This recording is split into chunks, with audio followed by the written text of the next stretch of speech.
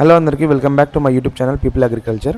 So ప్రతి ఒక్కరు ఈ వీడియో చూసిన ప్రతి వాళ్ళు కానీ ఎవరైనా సరే ఒకటే అడుగుతున్నారు ఏంటంటే లొకేషన్ చెప్పండి, అడ్రస్ చెప్పండి అని చెప్పేసి అడుగుతున్నారనమాట. సో ప్రతి ఒక్కరికి ఈ వీడియోని అయితే అడ్రస్ కోసం అయితే తీయడం జరుగుతుంది.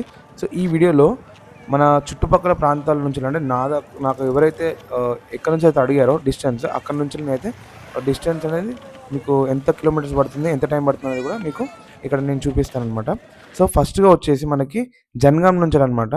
జనగాం నుంచి ఆల్మోస్ట్ మనకి 42 కిలోమీటర్స్ వస్తుంది.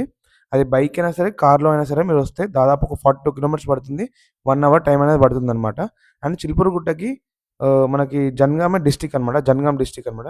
అండ్ నెక్స్ట్ వచ్చేసి ఏంటంటే కాజీపేట్. కాజీపేట నుంచి మనకి 37 కిలోమీటర్స్ పడుతుంది చిలుకూరుగుట్టకి.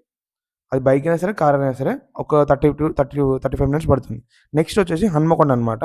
హన్మకొండ నుంచి మనకి 39 కిలోమీటర్స్ పడుతుంది. అండ్ ఒక 46 మినిట్స్ అయితే పడుతుంది, టైం పడుతుంది. నెక్స్ట్ వచ్చేసి వరంగల్ అనమాట.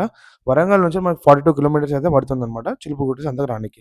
అండ్ మెయిన్ ఇక్కడ మనకు వచ్చేసి ఏంటంటే చాలామంది అడుగుతున్నారు ఏమని, అసలు ఎక్కడ ఇది డిస్టిక్ ఏంటి అండ్ ఎక్కడ ఇది అని చెప్పేసి.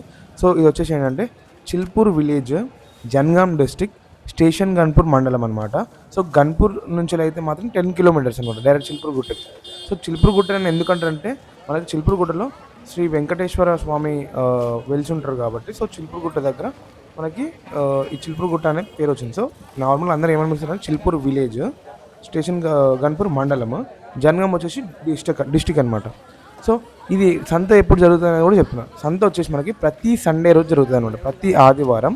టైమింగ్స్ వచ్చేసి ఉదయం 10 గంటల నుంచి మధ్యాహ్నం 2 నుంచి 3 గంటల వరకు క్లోజ్ అయిపోతుంది సంత అనేది. ఇది నాకు తెలిసిన ఇన్ఫర్మేషన్. అందరూ కూడా ఇదే ఉంటుంది.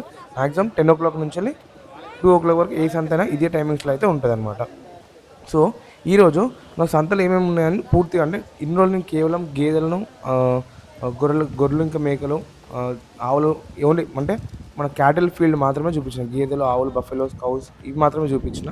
సో ఇప్పుడు ఏంటంటే సంతలో దాదాపు మనకి 10 గంటల నుంచి మార్కెట్ స్టార్ట్ అవుతుంది కాబట్టి ఇక్కడ మనకి కూరగాయలు వస్తాయి, బట్టలు కావచ్చు, ఇంకేమన్నా మనకి ఇంట్లోకి సంబంధించిన చిన్న చిన్న వస్తువులు, ఇట్లా మిర్చి, లేదంటే కొన్ని ఫిష్, ఎండు చేపలు కానీ, లేదంటే కొన్ని ఫిషింగ్కి సంబంధించిన మెటీరియల్ కావచ్చు, అంటే పట్టుకోనికి, చేపలు పట్టుకోనికి సంబంధించిన వస్తువులు కావచ్చు, జాలులే కానీ, వలలే కానీ, ఇంకేమైనా వస్తాయి.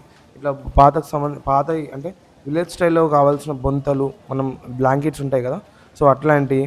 సో అన్ని రకాలు. అండ్ ఆల్సో మనకి ఏంటంటే మన సంతలు చూసుకోవచ్చు ఇట్లాంటివి వస్తాయి అనమాట. ఇవేంటి అంటే మనకి గేదెలకు సంబంధించిన తాళ్ళు, గంటలు, దిష్టి తాగకుండా గంటలు, అంటే గేదెని అలంకరించే వస్తువులన్నీ వీళ్ళ దగ్గర ఉంటాయి అన్నమాట.